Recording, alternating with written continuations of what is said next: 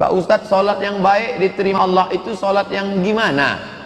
Baca buku fikih dasar, fikih paling rendah, fikih sunnah Sayyid, fikih sunnah Said Sabiq itu tengah, di bawah fikih sunnah Said Sabiq lagi fikih Islam Sulaiman Rashid, orang Lampung, dapat gelar Ijazah Al-Azhar, belum ada LC lagi zaman dia, tahun 1935, namanya Syahadah Alamiyah.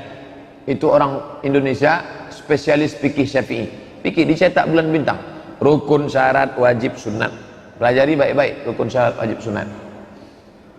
Apa yang kita lakukan Pak Ustadz kalau seandainya kita melihat aurat saudara kita yang lagi sholat, laki-laki? Tutup.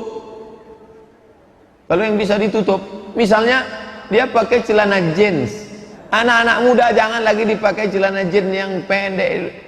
Ini kan mau sholat, baju pendek, pakai celana jeans ke bawah, tutup.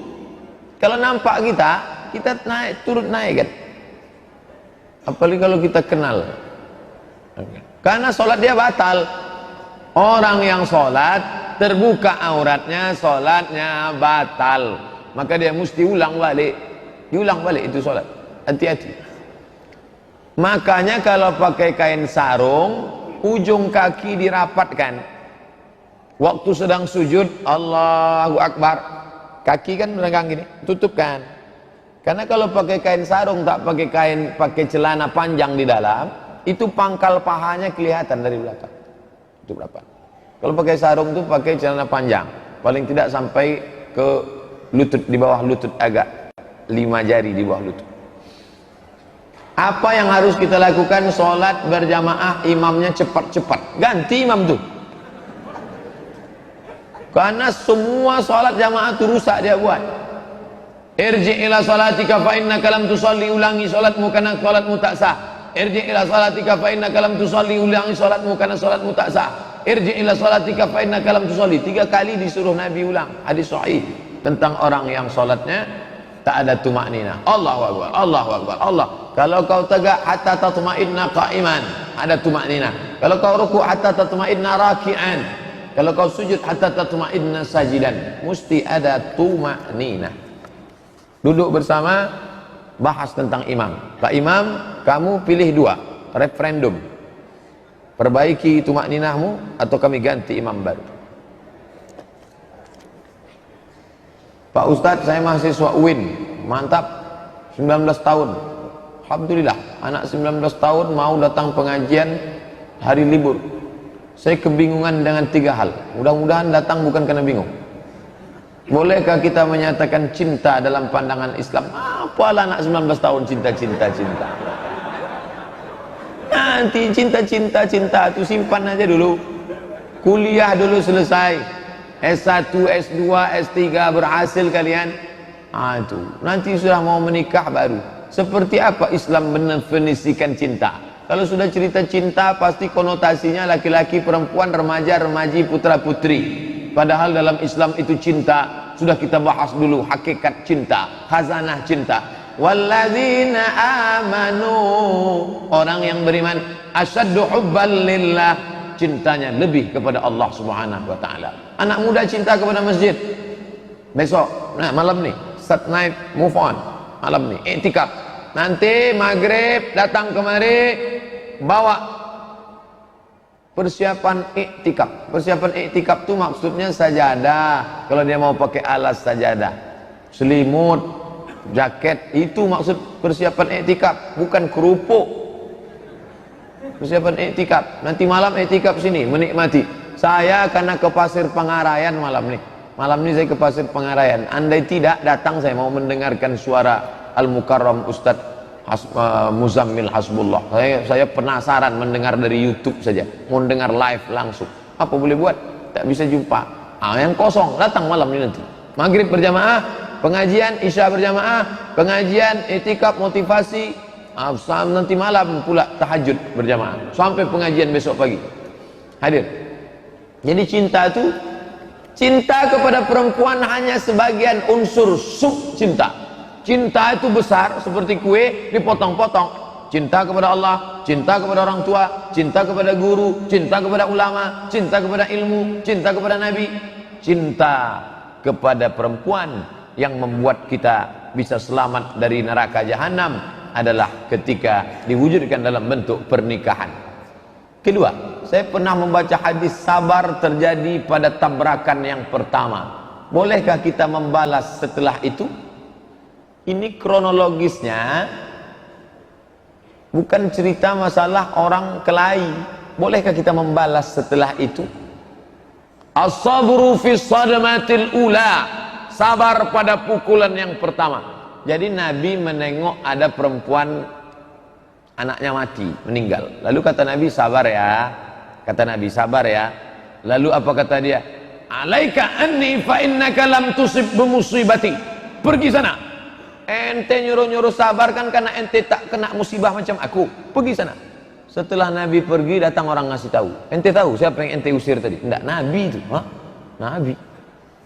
Akhirnya besok dia datang ke rumah Nabi. Assalamualaikum, waalaikumsalam. Ya Rasulullah, ya, aku mohon maaf. Semalam aku sudah ngusir engkau ya Rasulullah. Sekarang aku sudah sabar. Muncullah hadis nih.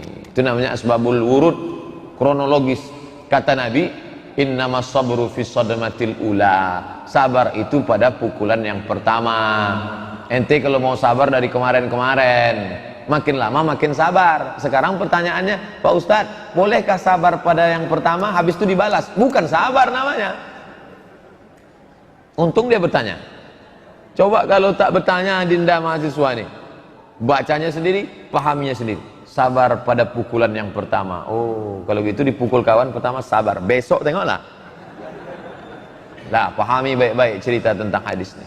Itulah gunanya mengaji. Ada pertanyaan, ada dialog.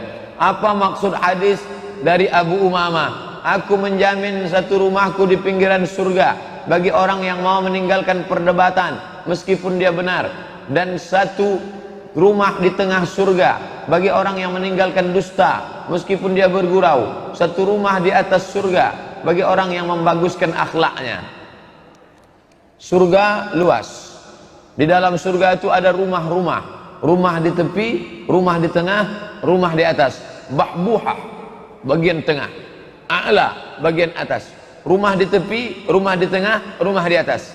Siapa yang punya rumah di surga? Satu, man bana masjidan, siapa yang membangun masjid, banallah baitan mislahu fil jannah, dibangunkan Allah satu rumah di surga. Kita tak bisa bangun masjid, jangankan bangun masjid, bangun rumah kita pun tak bisa, susah, miskin.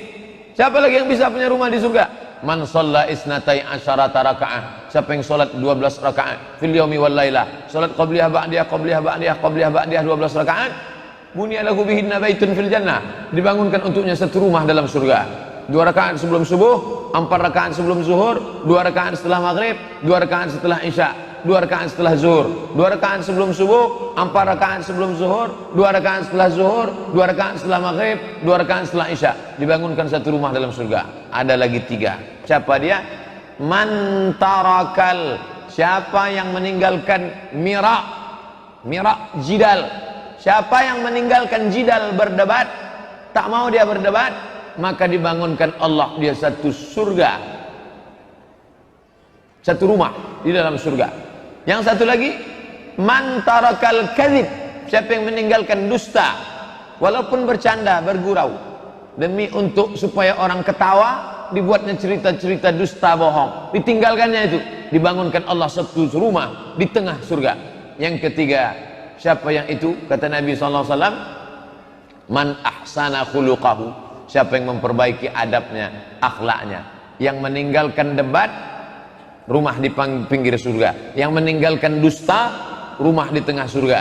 Yang memperbaiki akhlaknya, rumah di atas tinggi surga. Kalau gitu saya biarlah tak punya rumah Pak Ustadz asal masuk surga. Bukan begitu memahami hadis ini. Kita selalu disuruh wa fi dzalika falyatanafasil mutanafisun, hendaklah kalian persaingan dalam merebut. Kalau gitu kita tak boleh debat Pak Ustadz, debat antara benar dan paling benar, tinggalkan debat. Tapi untuk orang-orang yang sombong, yang angkuh, mesti kita debat, karena Quran menyuruh debat. Wajadilhum, debat mereka billatihi ahsan, dengan cara yang baik.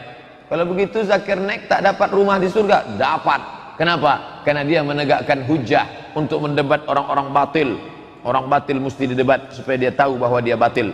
Aku khawatir kalau orang benar itu diam, sehingga orang yang salah itu tak tahu bahwa dia salah. Begitu kata Sayyidina Ali radhiyallahu anhu. Apa itu Khawarij? Khawarij artinya keluar. Diambil dari kata kharaja, keluar. Ini kelompok Sayyidina Ali, ini kelompok Sayyidina Muawiyah. Kelompok Ali, kelompok Muawiyah. Keluar Khawarij.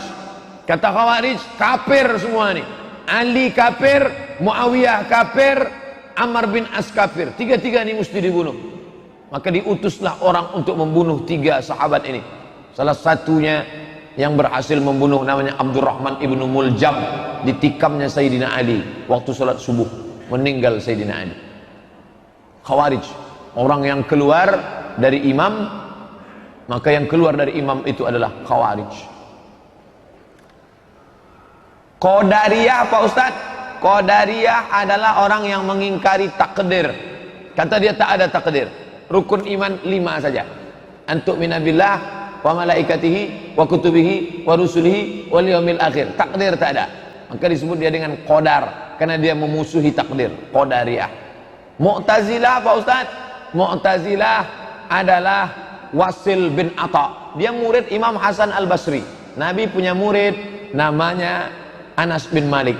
Anas bin Malik punya murid namanya Al-Hasan al-Basri. Al-Hasan al-Basri punya murid namanya Wasil bin Atta. Suatu ketika Wasil bin Atta bertanya tentang pelaku dosa besar. Lalu dijawab oleh Imam Hasan Basri. Rupanya tak setuju Wasil bin Atta dengan gurunya itu. Akhirnya Wasil memisahkan diri. Orang yang memisahkan diri bahasa Arabnya Mu'tazil, Mu'tazilah. Orang yang memisahkan diri dari Wasil, dari Imam Al-Hasan Al-Basri. Lalu apa kata Imam Hasan Basri? Qad i'tazala Wasil anna. Si Wasil sudah memisahkan diri dari kita. Maka dia disebut dengan Mu'tazilah. Ada beberapa perbedaan Mu'tazilah dengan Ahlus Sunnah. Di antaranya mereka mengatakan tidak ada sifat bagi Allah, yang ada hanya zat saja. Kemudian pula mereka ini sama dengan Qadariyah dalam masalah tak menerima takdir dan beberapa perbedaan lainnya. Sedangkan kita adalah Ahlus Sunnah wal Jamaah. Khawarij, Qadariyah, Mu'tazilah sudah keluar dari Ahlus Sunnah wal Jamaah.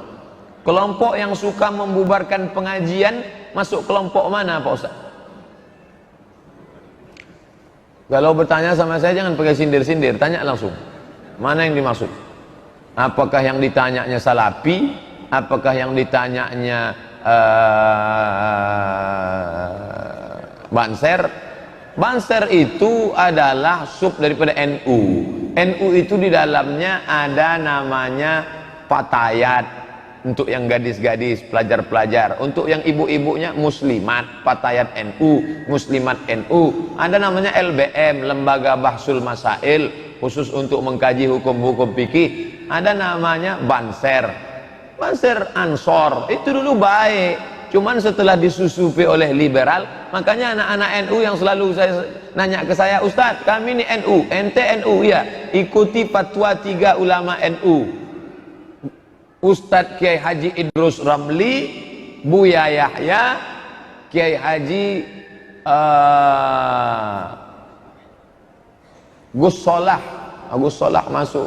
Yang dulu Kiai Hasim Muzadi. Tapi yang untuk yang pengajian yang banyak di internet, yang saya maksud adalah Buya Yahya, kemudian Kiai Haji Idrus Ramli, satu lagi lupa saya namanya, dari pondok pesantren khusus yang mendebat. Mereka tidak setuju dengan Syiah, tidak setuju dengan Mu'tazilah, tidak setuju dengan yang keluar dari Ahlus Sunnah wal Jamaah. Itu yang meneruskan Kiai Haji Hashim Asy'ari, Hadratus Syekh Hashim Asy'ari.